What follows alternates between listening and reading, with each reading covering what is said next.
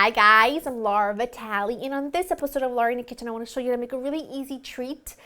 It's a Scotcharoo, and the way I like to think of a Scotcharoo is kind of like a hybrid between a Buckeye, which is a delicious like little rice cereal peanut butter chocolate ball, and like a butterscotch Rice Krispie treat.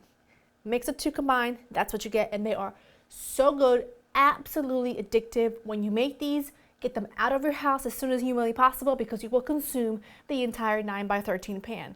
I should know because I tried.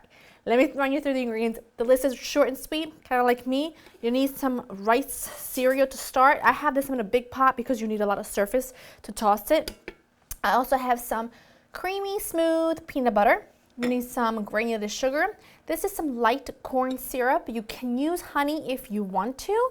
I've got some vanilla extract, and you're also going to need some dark chocolate chips and some butterscotch chocolate chips, which I have in the back because there's not a ton of room here. All right, so let's get started. Like I said, if you don't want to use light corn syrup, you can use honey if you want to. The only difference is that honey is going to give you a bit of a florally aftertaste.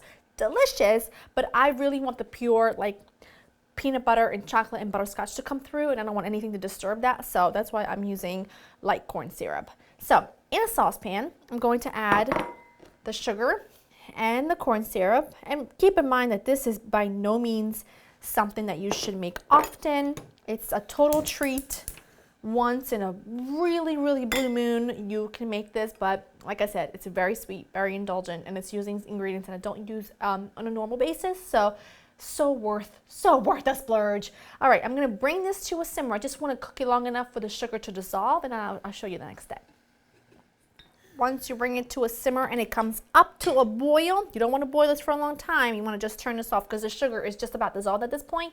You turn that baby off, and you're gonna add your peanut butter. Let me switch to a spatula because it's a little bit easy to get the peanut butter out. Now, this is not the time to use your all-natural peanut butter because it will split and it'll be a disaster. So just add smooth peanut butter right in carefully because you do have boiling sugar and you want to make sure that you don't splash it on yourself. So add that right in along with a splash of good quality vanilla extract. And now all you're going to do, look at all the vanilla beans. And now all you're going to do is stir this together until the peanut butter kind of is melted and it's harmonious and smooth and wonderful in with that corn syrup mixture. And as you can see, it's happening. It doesn't take very long at all. You just need to be patient and just stir. And you just pour this. Make sure you're using a heat-proof spatula if you are going to use a spatula. Pour that right in. Oh, it smells so good.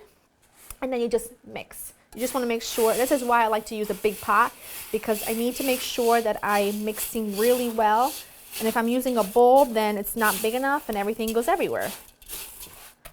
All right, once you have everything pretty thoroughly mixed, you're going to just dump the whole shebang in a 9x13-inch baking dish that you've lined with parchment paper and you've sprayed with a little bit of nonstick spray. You can use coconut oil if you want to.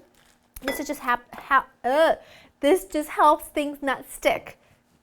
Got it out. All right, and now what I'm doing now is I'm just using my spatula, right? And I'm just kind of moving things around to make sure everything's even, and then just kind of pushing down on it to kind of compact this a little bit. And then what I'm gonna do next is I'm gonna just mix together the chocolate chips, the bittersweet chocolate, and the buttersweet.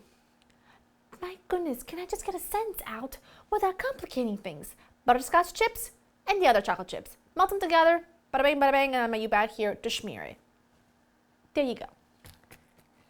All right, my chocolate chips are almost melted at the very last second. I just like to kind of mix it all in myself and just melt the rest of those chips just with the residual heat so that I know I'm not burning my chocolate. Now I'm using bittersweet chocolate and butterscotch chips because it's, butterscotch obviously is traditional in a Scotcharoo, but most people like to use milk chocolate or a semi-sweet, but I think there's so much sweetness going on that you need a little bit of dark chocolate just to kind of offset that, and that's why I like to use dark chocolate and the butterscotch. And now you just pour this gorgeous, rather beautiful, shiny, lava-like mixture on top and then just smooth it out. Just get it nice and smooth from one corner to the other. Kind of get it in as even as you can get it, because that's kind of important. And now it's important that you just kind of let these cool and set before you cut into them. So I'm just going to set them aside until I'm ready for them, which will be for in a couple of hours, and then we will cut and serve. All right, my Scotcharoos have set now for a couple hours. Don't mind me that I can't cut something straight. It's just a story of my life, but it doesn't really matter because these smell so good and they're so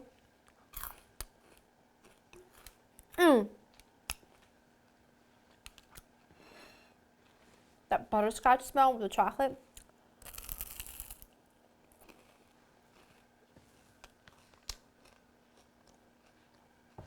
I love life. There's no words. Not too sweet. Perfect balance of peanut butter to butterscotch. Slightly crumbly, so not too dense, but absolutely perfection. Oh, why am I keep looking at it like it's gonna do something magnificent? Go to LauraInTheKitchen.com to get the written recipe. I hope you enjoy spending time with me. I'll leave you with a bite. Come on, I'll see you next time.